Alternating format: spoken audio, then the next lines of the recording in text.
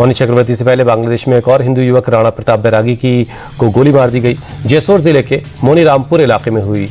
Venezuela की राजधानी Caracas में राष्ट्रपति भवन के पास फायरिंग से दहशत। राष्ट्रपति भवन के ऊपर देखे गए ड्रोन एयरक्राफ्ट की आवाज भी सुनाई दी। वेनेजुएला के सिक्योरिटी फोर्सेज ने ड्रोन पर फायरिंग की। काराकस में कई जगहों पर बिजली गुल है। वेनेजुएला की फायरिंग को लेकर व्हाइट हाउस ने जारी किया बयान। का फायरिंग में अमेरिका का हाथ नहीं है। न्यूयॉर्क के फेडरल कोर्ट में निकोलस मादुरो ने नार्को टेररिज्म के तमाम आरोपों को खारिज किया। कहा, मैं दोषी नहीं हूं, आज भी वेनेजुएला का राष्ट्रपति हूं। निकोलस मादुरो ने फेडरल कोर्ट में एक ट्रांसलेटर के जरिए स्पेनिश में रखा अपना पक्ष। कहा, मुझे किडनैप किया गया, काराकस में मेरे घर से मुझे उठाया गया। निकोलस मादुरो ने फेडरल कोर्ट में कहा, मैं एक शरीफ आदमी हूं।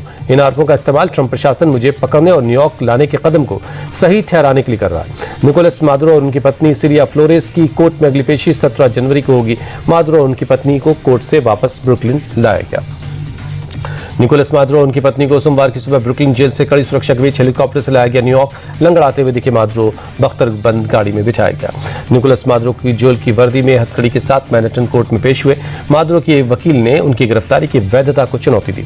डेमोक्रेट सीनेटर चक शूमर ने वेनेजुएला में ट्रंप के एक्शन को बताया खतरे की शुरुआत। कहा, अमेरिका जब भी सत्ता परिवर्तन की किसी कोशिश में शामिल हुआ, अमेरिकियों ने खून और धन से उसकी कीमत चुकाई है। चक शूमर ने ट्रंप के ग्रीनलैंड और दूसरे देशों पर विदेश नीति का जिक्र करते हुए चेतावनी दी।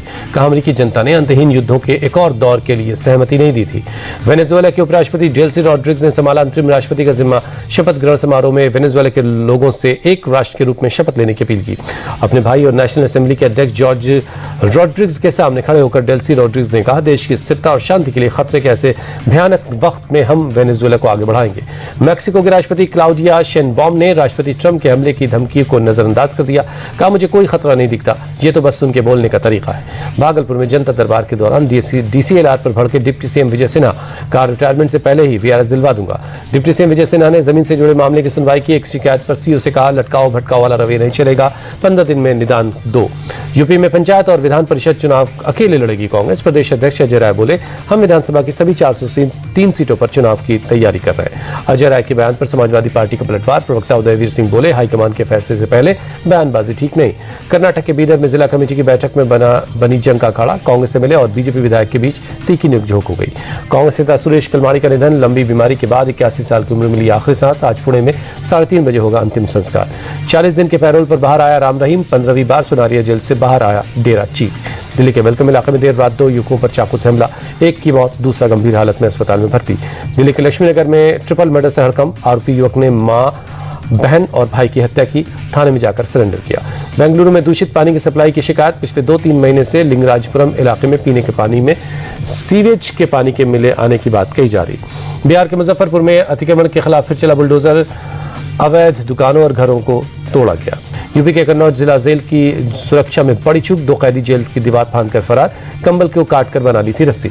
जिला जेल के जेलर समेत 5 अधिकारी सस्पेंड। कैदियों को पकड़ने के लिए 2 डिप्टी जेलर समेत पुलिस की कई टीमें तैनात की गई।